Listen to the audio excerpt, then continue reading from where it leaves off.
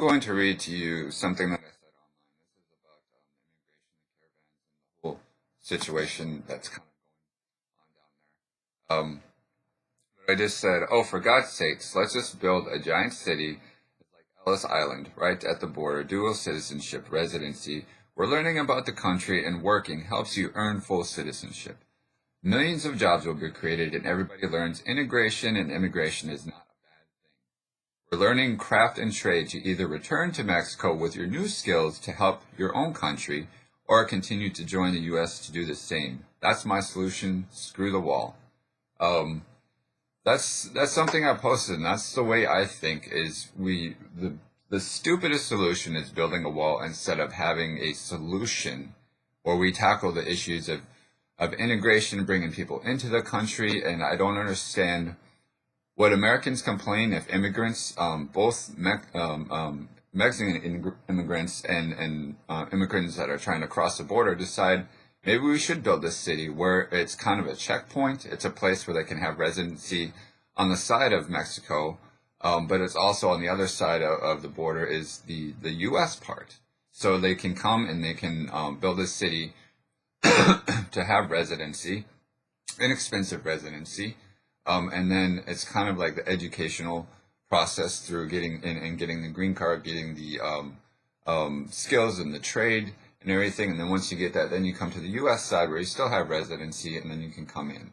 I don't see what is unreasonable about that. You know, we have all these trillions of dollars being poured into the wall. We can't figure out where's the money going to be to build the wall. This is a way, I think, guys, and it becomes a way to bring reason. Otherwise, the reason is just build a wall. That's the simplest and the dumbest solution. I think it brings nothing to the table. It brings no reasoning. It brings no intelligence. People are afraid of.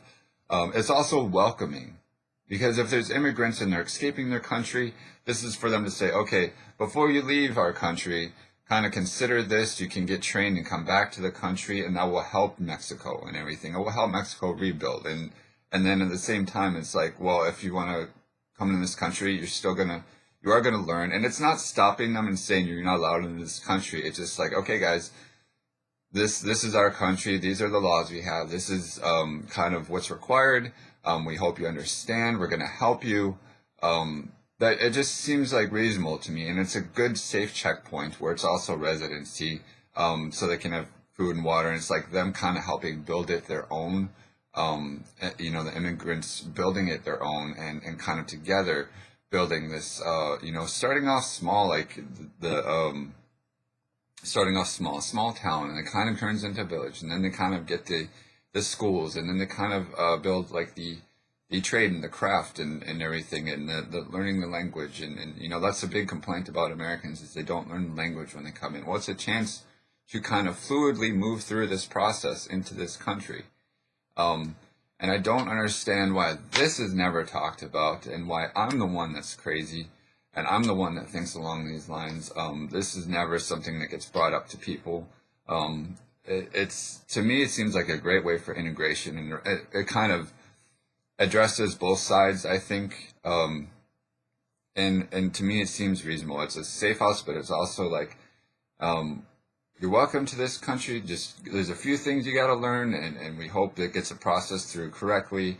But it's also a place to stay temporarily, like a provisional place of residency, like a welcoming place. And it's also, like I said, it's a chance too, especially for Mexico, because they have a lot going on down there, for them to get re-educated and kind of get those skills to come back to their country to help their own country if they want to, and they decide, maybe we can bring these skills back to our country and help the thriving,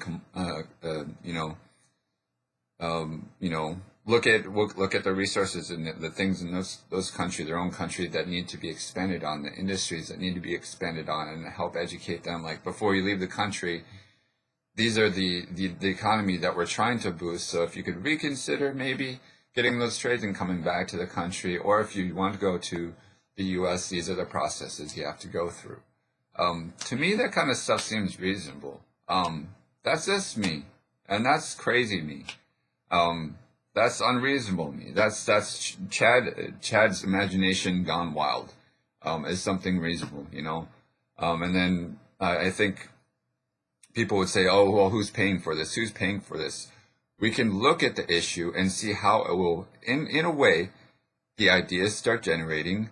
Both countries kind of have a hand in it, and the I think to permanently create a solution that seems reasonable, I think, you know, let's just say, okay, where's the taxes coming from? Okay, maybe every American pays $1 for this, just $1 to get it started, okay, and then maybe if it starts to looking cool, it starts to work, it starts to ease, take the weight off of people's shoulders.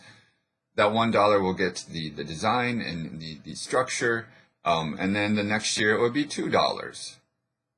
And then people would be like, oh, $2, $2, really? So it's actually like, a solid, like, we don't know where taxes are going, so it would be just a single dollar, and then you think about, yeah, it would address the issue. So that's kind of the way I think. Call me crazy, but yeah, there's a lot going on, and it's a safety for Americans and immigrants at the same time, and it's addressing both of that. So that's my solution. Much love, guys. Much love.